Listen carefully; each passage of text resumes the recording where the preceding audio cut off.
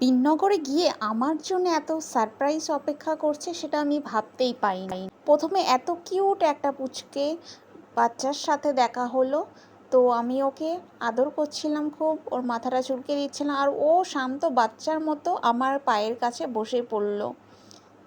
অচেনা মানুষ ওর কাছে আমি ছিলাম, তবুও কত অল্প সময়ের মধ্যে আমার কাছে মিশুকে হয়ে গেল, সেটা আমি ভাবতেই পারিনি যে ও এত তাড়াতাড়ি আমার কাছে চলে আসবে।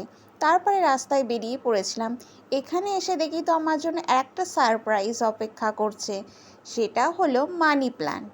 আমরা নার্সারিতে যে সমস্ত মানি প্ল্যান্ট কিনে নিয়ে আসি, সেগুলো যে রাস্তার ধারে থাকবে সেটা তো আমি কল্পনাও করিনি।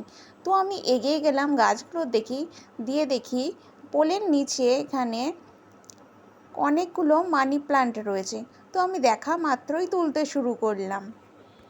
যেখানে রাস্তার ধারে আমি সুন্দর সুন্দর গাছপালা পাই, আমি নিয়ে এসে সেগুলো বাড়িতে যত্ন করি। তো আমি এখান থেকে কয়েকটা মানি প্ল্যান্ট গাছ তুলে নিলাম। তারপরে আমি এটার আশেপাশটা দেখে তো আরও অবাক হলাম, কারণ এখানে বিননগরে যে এই রাস্তাটায় মানি প্ল্যান্ট জঙ্গল হয়ে রয়েছে, সেটা দেখে তো আমি প্রায় অবাক হয়ে গেলাম। আর এত সুন্দর পাতাগুলো হয়েছে, আর এই দেখো জঙ্গলে কত মানি প্ল্যান্ট, এটা তো গাছ ভর্তি হয়ে রয়েছে।